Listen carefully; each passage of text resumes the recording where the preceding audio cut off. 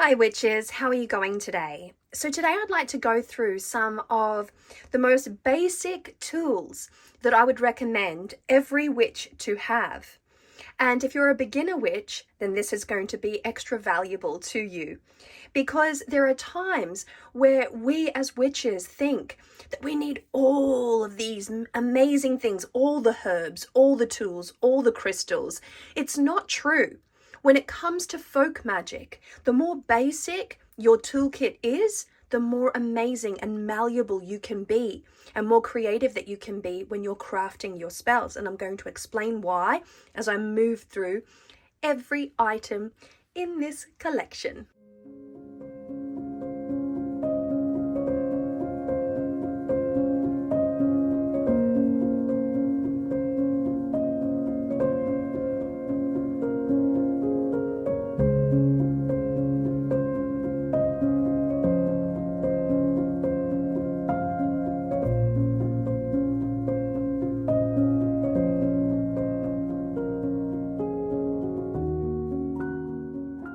Alright, let's get into it. Before we get started, I recommend always having a really good talisman on your person to help to protect you against unwanted energies. And when I say unwanted energies, I'm not necessarily just talking about negative energy or bad juju or the evil eye. I'm talking about illness, I'm talking about annoying people, I'm talking about all the things. Certain items of jewelry, certain talismanic pieces of jewelry can be used as a protective bubble, to create a protective bubble to keep away that which is going to interrupt your sacred flow. And so I have here an example. Here we have a piece. This was created by the Witch's Bounty, and it has a beautiful little pentacle on it. It's threaded, and it's a piece of tiger's eye, which is a very grounding stone, very earthy kind of stone. Now you're free to choose whichever stone most appeals to you. I happen to be a big fan of clear quartz and of amethyst and of primary chakra stones. And I've got to say that I love to work with my clear quartz as protective aids because they are piezoelectric and they do add like an intense amount of channeled energy. And so you can really program a clear quartz, but you can program any stone at all, and you can imbue that stone along with that stone's property. Of course, if they're complementary, you can imbue it with sacred, amazing energy that's going to help to keep you safe and guarded against unwanted and malicious energetic, assailants.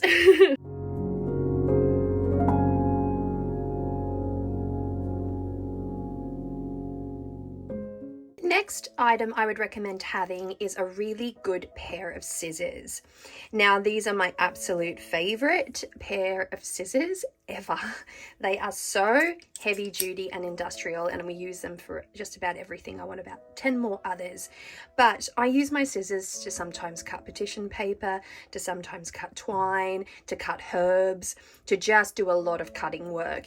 And you'd be surprised how much work you get out of a pair of good scissors. So I highly recommend it to trim wicks when you are preparing candles, again to chop up ingredients. There is just so much that can be done, and if you've got a fairly decent pair of, like, say, needle nose scissors, you can use one side of it to actually carve into a candle. That's certainly not something that I do with this pair of scissors, but I recommend having a really good pair of scissors. Now, when you have your own pair of witch scissors, you can actively prepare the blades and anoint the blades regularly so they remain ritual items. And I recommend anointing all your ritual tools, especially things like scissors, with abramelin oil, as it is very sanctifying. It's very it really elevates the vibration of your tools. It really creates that sense of sacred and that sense of ritual with your tools. And so a really good pair of scissors comes highly recommended. They are so simple. It's such a simple thing to have, and I highly, highly recommend it.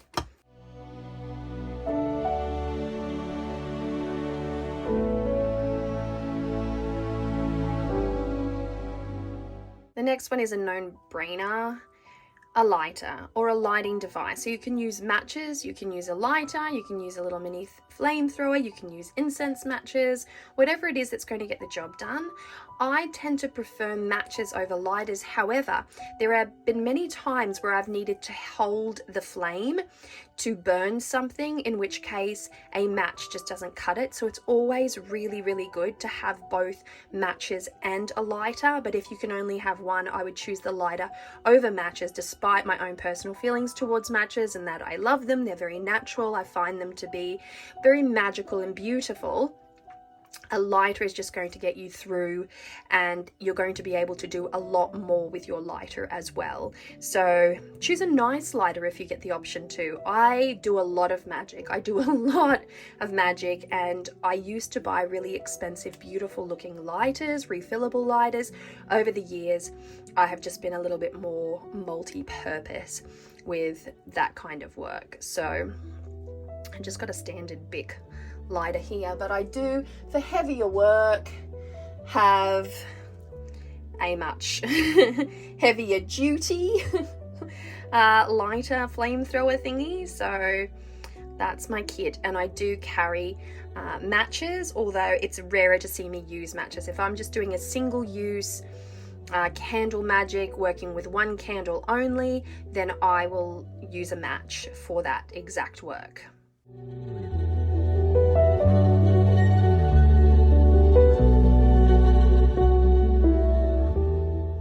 The next items I'm going to mention sort of go hand in hand, and they are pens and paper.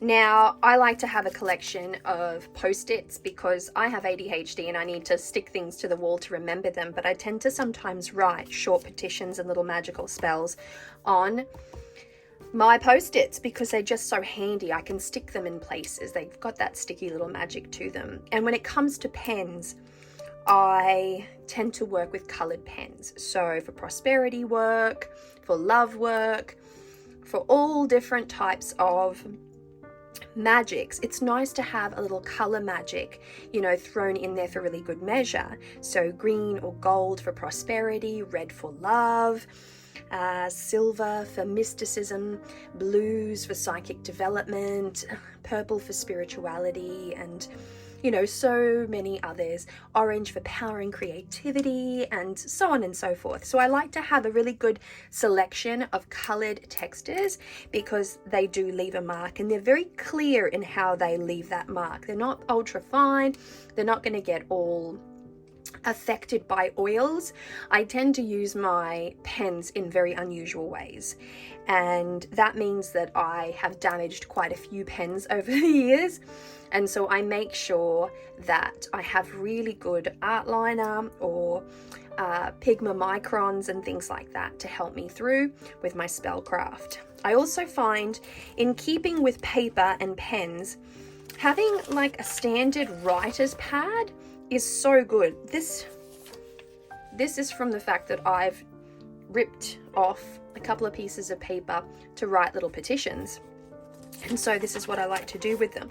I also use it to write notes for things that I need to remember and things like that. But I find that it's really good to have just a cheap, easily accessible, can be torn up without, you know, being offensive. It's not a beautiful, gorgeous notebook that cost me a lot of money. It's just a standard writing pad, and I use it to write petitions on. I can grab a new leaf and I can write pages upon pages of petition. If I want to be really, really specific, I can keep them all together. I can fold them all together. It's beautiful. I highly recommend getting one of these.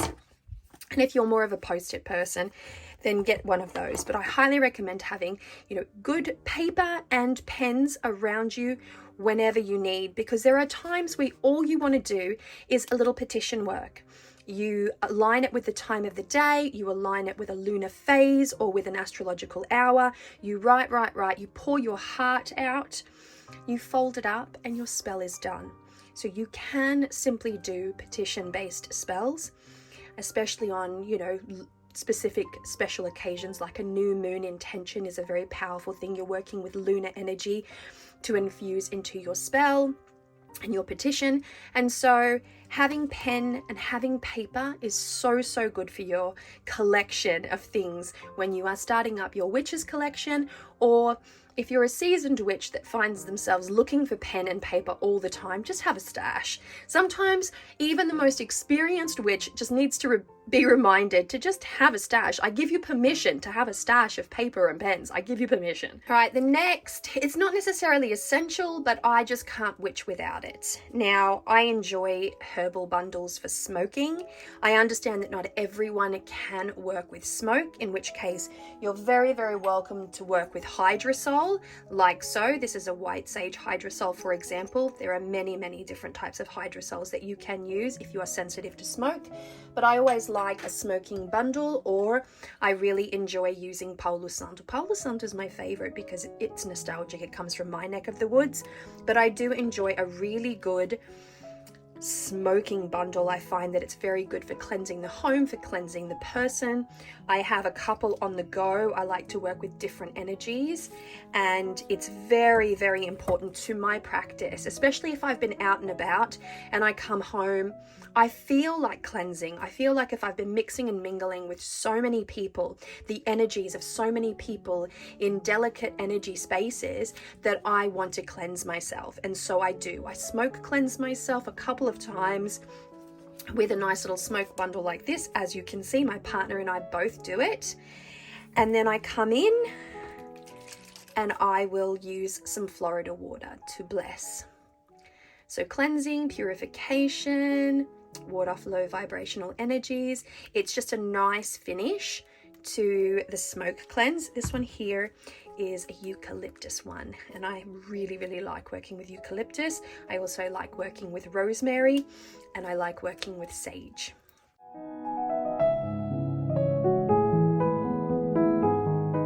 All right, let's now talk about Florida water. I love to work with colognes and floral waters. I love this one. I also love this one. This is really good eradication of negative energy. This is just really, really good stuff for wanting to remove the unwanted. But if you've worked with a smoking bundle, you can then just layer with this. And I have several different varieties of Florida water because I do love to use Florida water. I think it's a really important staple to my personal practice. Florida water may not necessarily be for everyone, but I recommend you either try some first, make some. There are many beautiful recipes out there, and spritz it all around yourself. Pour it on yourself. Add it to ritual baths, cleansing baths, blessing baths. Add it to surfaces of homes. I like to wipe down my altar with Florida water. I like to wipe down the surface of my dining table, my kitchen benches. I add a couple of teaspoons to the mop water, and I use my Florida water in so many ways, particularly around the house.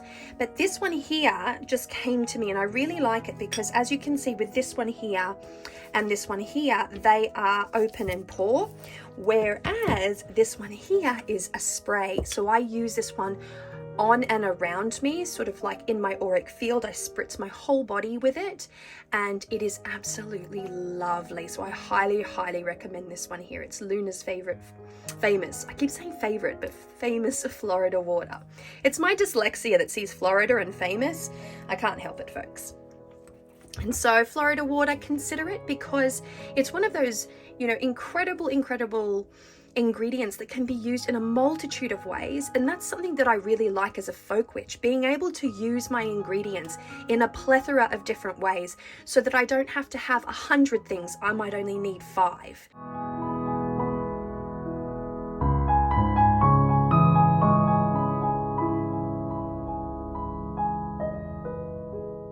The next thing I recommend having on hand all the time is twine. I use so much twine in my magic. I use twine for binding. I use twine for attaching my talismans, my charm bags and things like that to doorknobs and dangling them off surfaces. I wrap them around my herb bundles like so, and I dry them. Right now I'm letting them sun dry as opposed to fire dry over the hearth, but I tend to work with twine a whole lot. I like to bind things. I like to create little packets of spells and then bind it. I'll bind a photograph, or I'll bind an item, and it's an incredible tool to have, and it's cheap, and it's always really good to reach for. So I highly recommend just getting yourself a piece, or like a little roll of jute or twine, because you will get so much use out of it once you really get your hands into magic.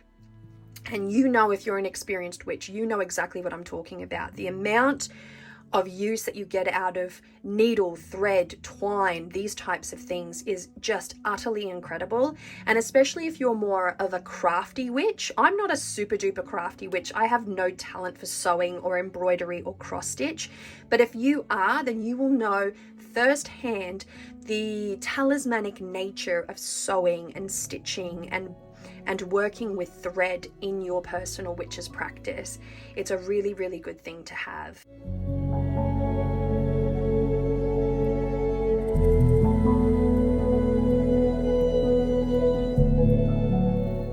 The old saying goes, beauty is in the eye of the beholder, and when it comes to rusty nails, witches know exactly what I'm talking about. Nails, and especially old nails, they can be used in so many different ways as repelling and protective agents. Really great to add to witches' bottles, really great to nail down a target, really great as protective talismans around the home, at the front door. In so many ways you can use beautiful rusty old nails. I like to work in threes to fortify, but you can create crosses with your nails and they work awesomely, especially if you anoint them with a really protective oil. But if you get your hands on some rusty nails, keep them. They don't even have to be nails. Sometimes we get our hands on something far more mysterious, like these.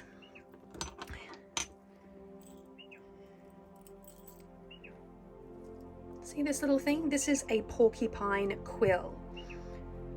That's right, a porcupine quill. Very spiky, equally as protective. It has that same energy. But my partner is an engineer and a builder and many other things, so he gets his hands on some rusty nails, especially in my area where there are 100-year-old houses being renovated all the time. So I have a little selection, a small selection, a humble selection, some might say, of rusty nails, especially to be used for protection magic. And protection magic is part of base level magic. It's something that I like to teach the witches in my coven. Always do protective magic. Learn protective magic first before you learn anything else. Protective magic is essential. It is foundational material, and it is something that deserves attention, and it's something that I believe witches should get really good at.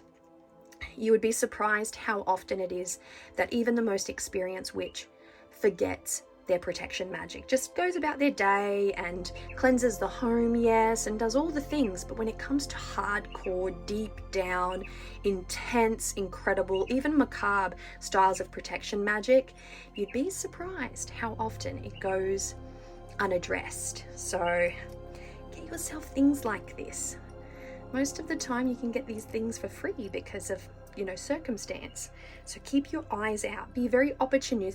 I was going to say be like a little magpie, but be very opportunistic. And beauty really is in the eye of the beholder. I think rusty nails are absolutely gorgeous.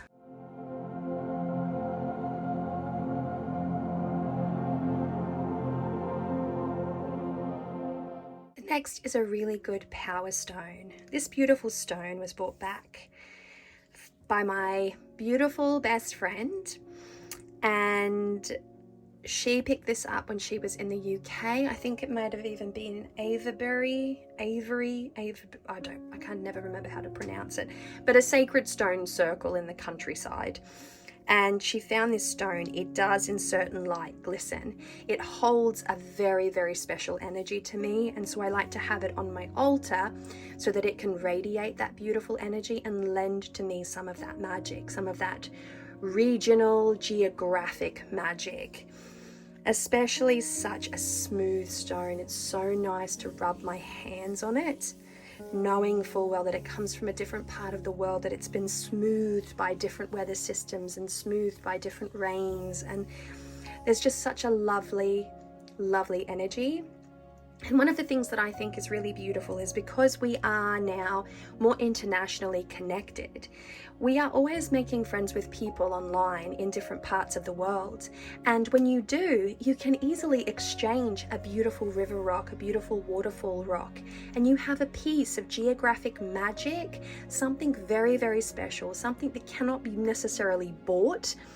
And when it comes as a gift, it's even more special. So something as simple as a rock that can be found on the ground, that you can exchange with some water or a token or a coin as a gift in exchange, can be the most beautiful aid in your magical practice. And so I highly recommend keeping your eyes peeled to nature places for beautiful stones and pieces of wood as well. I'm a collector of stones and wood. I do not discriminate.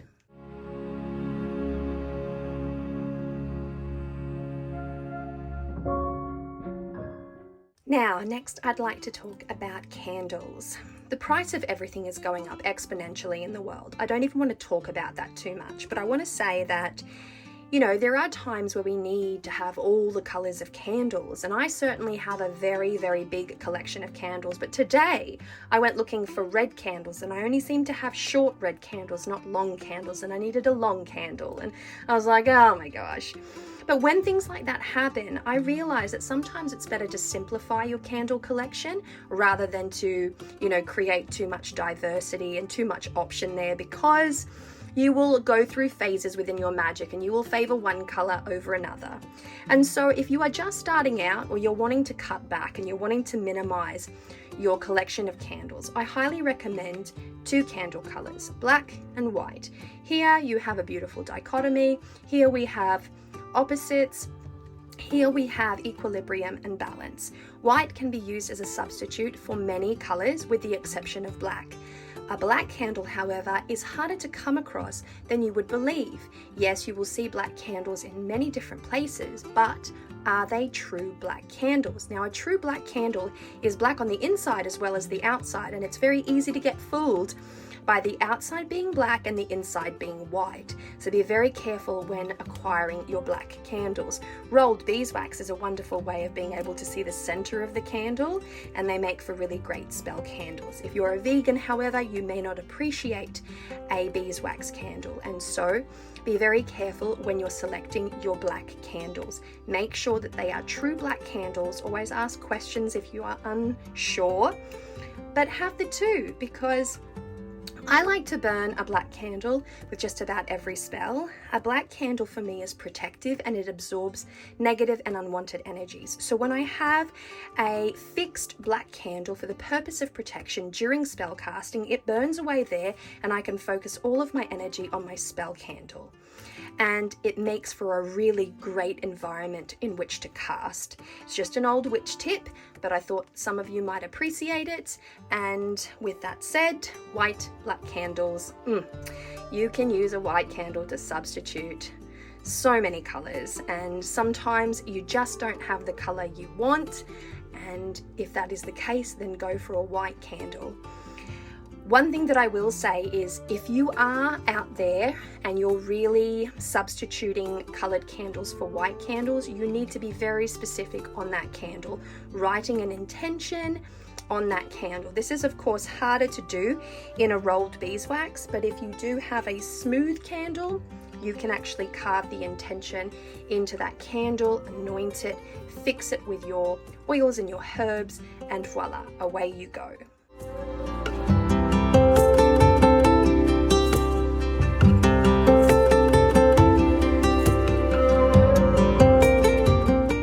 And last, second last, salt. Salt and sugar are really great additions. I have here salt, but I also recommend having sugar. Salt can be very cleansing, very clearing, and a great addition to very simple spells. And sugar can be very sweetening, very uplifting, so you have the two there.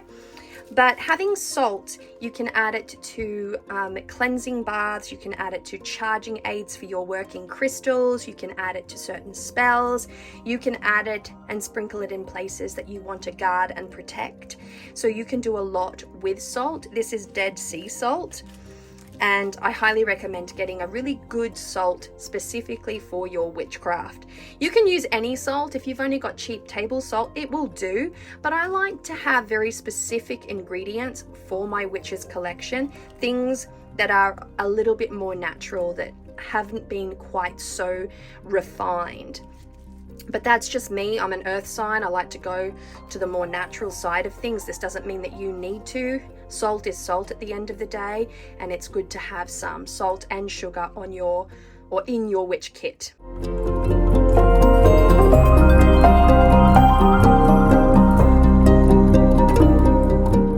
Next, I'm going to recommend some oils. Now, you can choose whatever oil it is that you like to work with. I prefer an all-purpose type of oil, and you will soon see what I mean. Here I have a Blockbuster oil, and I like to work Blockbuster magic before I work most other spells, specifically because it opens up that road. It just abolishes all those, big blocks that stand in my way so that my magic can flow more freely. I also like High John the Conqueror, which ensures a sense of success and perseverance, which gives courage and drive, and is just a legendary oil. So choose your oils carefully. You could work with vervain oil if that floats your boat. You can work with so many different types of condition oils. These are magical condition oils. And having at least one that's a little bit more all-purpose, like a road opener, for instance, or a Blockbuster, can be such a good idea because you will get so much use out of it. Now, this one here was made by Juniper Moon's Apothecary, and it is a practitioner size. As you can see, it is much bigger. And so I like to buy, my oils in practitioner size because I do use a lot of it. And keeping in mind that High John is a root that is now considered somewhat endangered, and so using them in oil format where you use a piece of the root rather than the whole root can be a little bit more kinder. Something to think about anyway. So a nice oil. When it comes to your personal items that you like to witch with, you do you at the end of the day. I've created this video specifically for people that are looking to either downsize, refine, or start a beautiful collection of witchy items that they can use within their magic. Now, as a folk witch, I like to simplify everything as much as possible. I like to get my herbs from grocery stores and farmers markets and my own garden and the gardens of other people around me. I like to dry the plants and the flowers that my partner brings for me, and I like to work with a plethora of different botanicals, but I do have some staples that I really enjoy using. So I might do a video next week on those witching herbs, and I would love to get your feedback on that, as well as this video here. Is there an ingredient, is there an item that you personally just cannot witch without? Is there something that is so practical, so grassroots, so everyday, so handy that it goes unnoticed in your practice? Like, I really tried to think hard about this one because I do get asked this question a lot as a coven leader, and things like lighters very rarely get mentioned because they're so common sense, but not everybody knows either. And so I do think that it's important for us to get started on these really integral conversations, because it's very easy to get swept up on all the bouginess, all the beautiful statuary, all the beautiful expensive crystals, and the massive collection of botanicals and so on and so forth. But really, to get started and to keep going and to continuously succeed in your magic, you need very little. Just a really small, concise list of things that will get you through, and you will be practicing your magic like a boss in no time. Have an amazing day, guys. Take care.